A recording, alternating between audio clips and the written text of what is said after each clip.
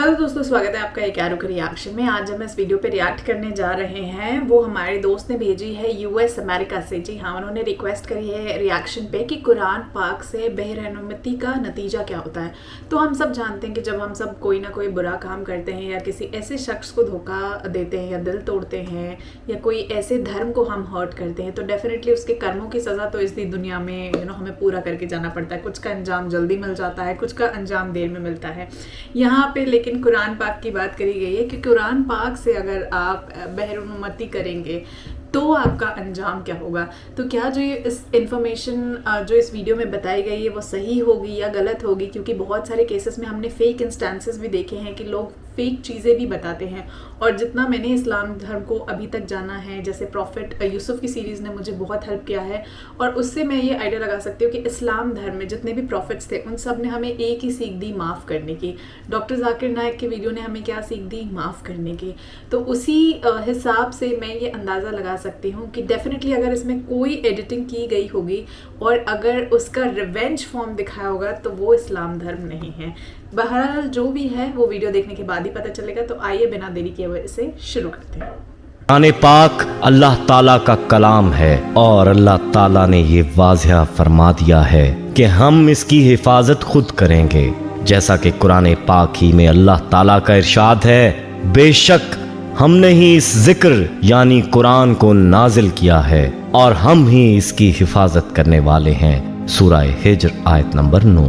ये इस बारे में आखिरी और फैसला कुन बात है। एक मुसलमान के लिए ये आयत ही काफ़ी है, लेकिन तारीखी हिकायत भी इस बात की तायद करते हैं कि कुरान करीम जिस तरह रसूलुल्लाह सल्लल्लाहु अलैहि वसल्लम पर नाजिल हुआ, ठीक उसी तरह आज भी हमारे पास मौजूद है और क़यामत तक इसी तरह से मौजूद रहेगा, क्योंकि इसकी हिफाजत का ज़िम्मा खुद अल्लाह ताला ने अपने ज़िम्मे लिया है। और जिस कलाम की हिफाजत खुद अल्लाह करे तो किसकी मजाल कि इसमें कोई रद्दो बदल कर सके।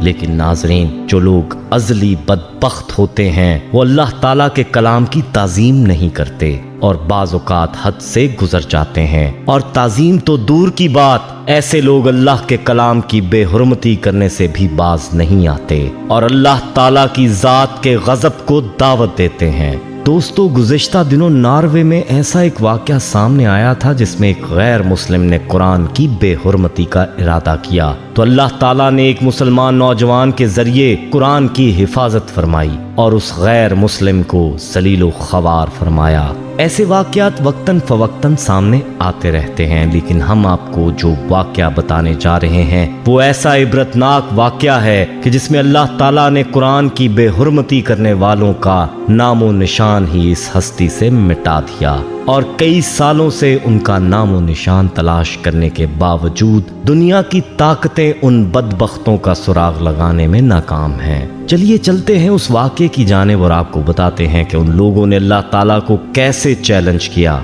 और उनका अंजाम क्या हुआ। दोस्तों, ये बात है सन 1999 की, जब तुर्की में तबाह कुन ज़ल्ज़ला आया था। इस ज़ल्ज़ले के असबाब तो अल्लाह ही बेहतर जानता है। अलबत्ता एक वाक़या इन्हीं दिनों का वाक़या है जो कि यूं बयान किया जाता है, और ये वाक़या कुरान पाक की बेहुरमती का वाक़या है। कहते हैं कि साहिल समुंदर पर एक फौजी छावनी थी। उस छावनी में एक मीटिंग चल रही थी जिसमें तुर्की फौज के अलावा इसराइली और अमरीकी अफवाज के अफसरान भी मौजूद थे, और ये मीटिंग के साथ साथ शराब और शबाब की महफिल भी थी जिसमें नीम उरियां खवातीन रक्स कर रही थीं। कहते हैं कि मीटिंग के दरमियान एक फौजी जर्नैल ने अपने मातहत से कहा कि कुरान पाक लेकर आओ। वो हुक्म की तामील में कुरान पाक लेकर हाजिर हो गया। अब उसने इस फौजी एहलकार से कहा कि इसको पढ़ो। उसने चंद आयात तलावत की, फिर कहने लगा कि इनका तर्जुमा करके सुनाओ। लेकिन फौजी ने जर्नैल से कहा कि वो तर्जुमा और तफसीर नहीं जानता।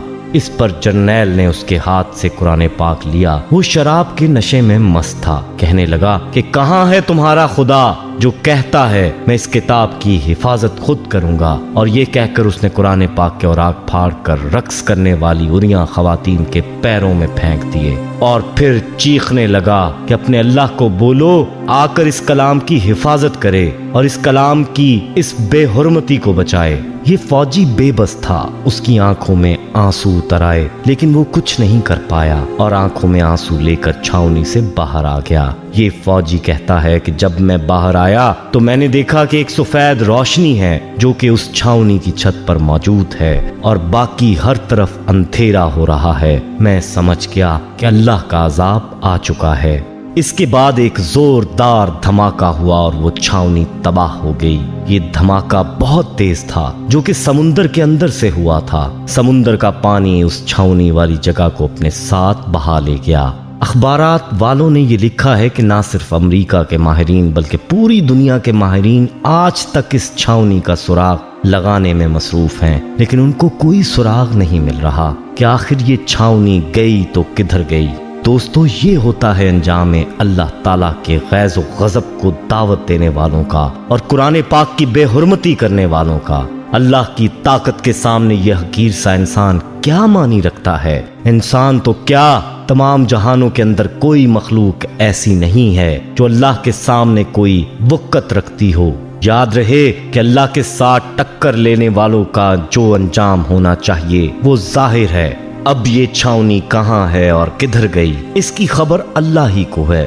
تحقیق والوں کو چھاؤنی کی جگہ پانی کے علاوہ کچھ بھی نہیں مل رہا۔ ایسے سینکڑوں واقعات ہیں جن میں قرآن پاک کی بے حرمتی کرنے والوں کا نشان عبرت بنا دیا گیا تاکہ کوئی اس بات کی جرت نہ کرے کہ وہ قرآن کی بے ادبی اور بے حرمتی کے بارے میں سوچے۔ ایسا ہی واقعہ ایک امریکی باشندے کا بھی ہے کہ جس نے قرآن پاک مانگا اور اس کے بارے میں کہنے لگا یہ قرآن ہی جس کی وجہ سے دنیا میں دہشت کرتی ہے اور دنیا میں اس کی وجہ سے بے حیائی ہے، اور پھر اس قرآن کو جلانے لگا۔ پھر اس کا انجام کیا ہوا؟ اس کے ہاتھ ہی اس آگ میں جل گئے جس میں وہ قرآن کو جلانے والا تھا، لیکن قرآن کی اللہ نے حفاظت کی۔ دوستو، ہمیں چاہیے کہ قرآن کو سیکھیں، اس پر عمل کریں اور جہاں تک ہو سکے اس کی حفاظت کریں، خود بھی اس کو یاد کریں اور اپنے بچوں کو بھی یاد کروائیں۔ یاد رہے کہ قرآن پاک کو حفظ یاد کرنے کے بڑے فضائل ہیں، جن میں سے چند کا ذکر یہاں کیا جاتا ہے تاکہ آپ کے اندر اس کا شوق پیدا ہو۔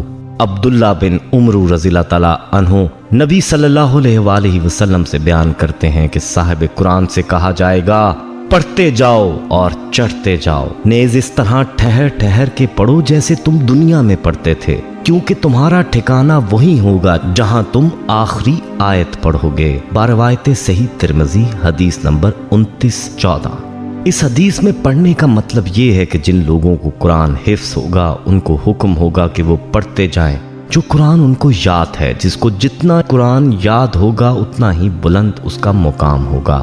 اسی طرح سے عائشہ رضی اللہ تعالیٰ عنہ سے مروی ہے کہ رسول اللہ صلی اللہ علیہ وآلہ وسلم نے فرمایا اس شخص کی مثال جو قرآن پڑھتا ہے، قرآن کا حافظ بھی ہے تو وہ نیک محرر فرشتوں کے ہمراہ ہوگا۔ جو شخص قرآن پڑھتا ہے لیکن قرآن پڑھنا اس کے لیے مشکل ہو جاتا ہے تو اس کے لیے دوہرا اجر ہے۔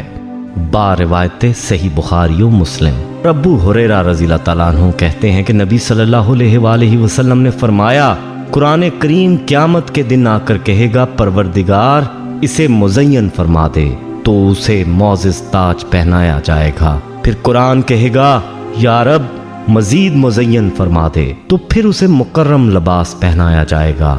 پھر قرآن کہے گا یا رب اس سے راضی ہو جا، تو اسے کہا جائے گا پڑھتا جا چڑھتا جا، اور ہر ایک کے پڑھنے پر اس کا حسن دوبالا ہوتا جائے گا۔ باروایت صحیح ترمذی۔ سبحان اللہ، کیسی شان ہوگی قرآن پاک کے حافظ کی۔ اور یہی نہیں بلکہ حافظ قرآن کے بارے میں فرمایا کہ یہ باقی لوگوں کی شفاعت بھی کرے گا، جیسا کہ ابو امامہ باہلی رضی اللہ تعالیٰ عنہ کہتے ہیں کہ میں نے رسول اللہ صلی اللہ علیہ وآلہ وسلم سے سنا، آپ فرما رہے تھے قرآن پڑھو کیونکہ یہ قرآن اپنے پڑھنے والوں کے لیے روز قیامت سفارشی بن کر آئے گا۔ تم ظاہرہ وین یعنی سورت بقرہ اور آل عمران پڑھو، یہ روز قیامت آئیں گی، کیونکہ یہ دو بادل ہیں یا دو سائبان ہیں یا اڑنے والے دو پرندوں کے جھنڈ ہیں، یہ اپنے پڑھنے والے کے لیے تکرار کریں گی۔ تم سورہ بقرہ کی تلاوت کرو کیونکہ سورہ بقرہ کی تلاوت باعث برکت ہے، اسے چھوڑنا باعث حسرت ہے، اور جادوگر اس کا مقابلہ نہیں کر سکتے۔ باروایت صحیح مسلم و صحیح بخاری۔ اب خود ہی فیصلہ کر لیں کہ ہمیں قرآن پاک کی تلاوت اور حفظ کرنے کے لیے تو دوستو جیسے کہ ہم نے دیکھا یہاں پہ کچھ انسٹانسز تھے، ایسا کوئی प्रूफ नहीं था, बट सिर्फ डेफिनेटली कुछ इंस्टेंसेस थे कि कुछ लोगों ने बुरा किया होगा, उनके पास्ट कर्म कैसे रहे होंगे अल्लाह मालिक है। लेकिन कुछ इंस्टेंसेस को क्लब टुगेदर करके एक इन्फॉर्मेशन, एक वीडियो ऐसा बनाया गया है और जिसे इस टाइटल का नाम दिया गया है। हालांकि कुछ हद तक आउट ऑफ 100% के अलावा मैं 30 से 40% ये मानती हूँ कि अगर आप डेफिनेटली अपनी लाइफ में कोई बुरा काम करते हैं तो उसके कर्मों का फल आपको तुरंत ही इसी ज़िंदगी में भोग के जाना पड़ता है। कभी कभी वो फल आपको तुरंत मिल जाते हैं, कभी कभी वो फल आपको देरी से मिलते हैं, मगर मिलते ज़रूर हैं इतना।